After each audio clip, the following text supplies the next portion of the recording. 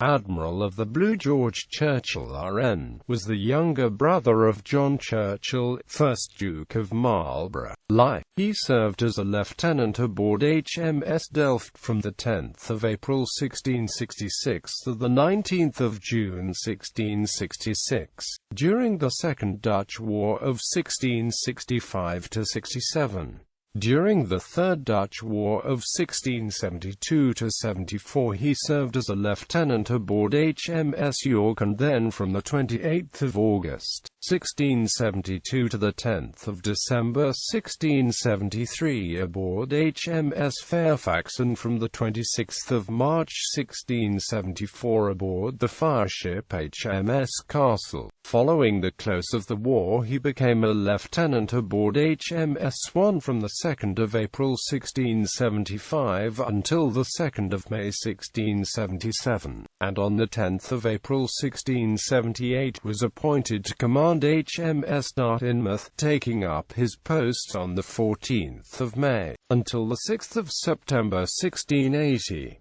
On the 11th of September 1680 he took command of HMS Falcon, in which he went in charge of convoy as far as the Canaries. He remained with this ship until the 25th of April 1684. On the 26th of September 1688 he was appointed to command HMS Newcastle. It is difficult to believe that these appointments involved active service. If Churchill had really served, or wished to serve, afloat, there can be little question but that, with his brother's court interest, his promotion would have been very much more rapid. Guided by his brother, he was one of the first of the officers of the fleet to offer his services to the Prince of Orange, and was shortly afterwards advanced to be captain of HMS Windsor Castle, which he commanded in the Battle of Beachy Head. With greater opportunity of distinction he commanded HMS St Andrew in the Battle of Barfleur.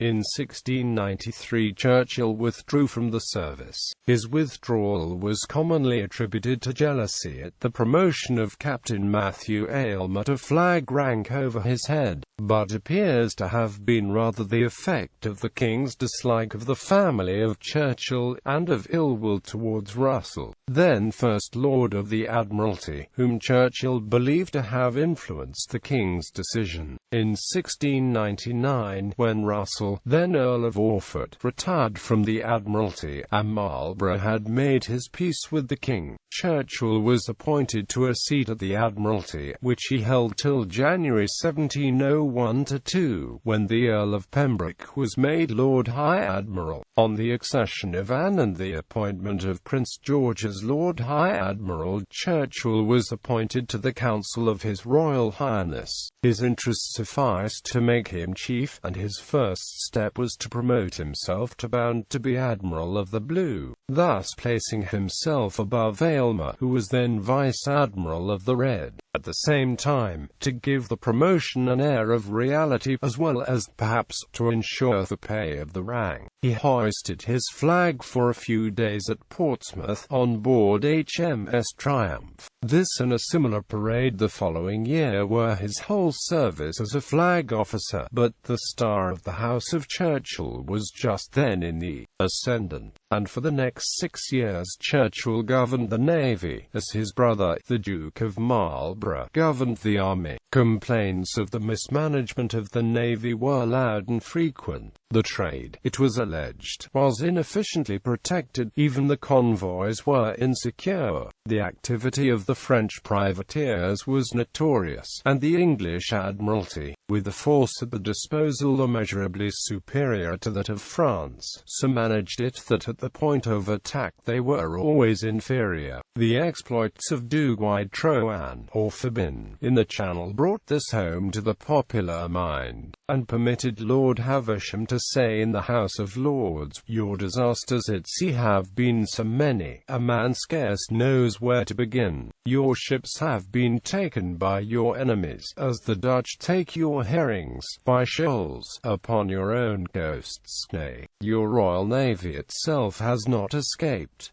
These are pregnant misfortunes and big with innumerable mischiefs. So also the attempted invasion by the Pretender in 1708 must have been utterly crushed. It was, Ate argued, if Byng's ships had been clean and effective. These numerous failures all brought discredit on the prince's naval administration, the head and real autocrat of which was Churchill, and added to the many causes of ill will which were accumulating against the Duke of Marlborough. Churchill, indeed, seems to have been ignorant, incapable, and overbearing, and to have rendered himself hated by almost all who came in contact with him. He accumulated a large fortune, no doubt garnered from the 1,000 nameless perquisites of office. On the death of Prince George in October 1708 he retired from the Admiralty and lived mostly at a villa in Windsor Park, where he occupied himself with the care of a magnificent aviary, which at his death, the 8th of May 1710, he bequeathed to the Duke of Ormond and the Earl of Torrington. He was never married, and the bulk of his large fortune was inherited by a natural son. He was Tory MP for St Albans 1685–7 and 1689–1708, and at the time of his death was member for Portsmouth. His portrait, by Sir Godfrey Kneller, is in the National Maritime Museum at Greenwich, having been presented to its predecessor by George IV.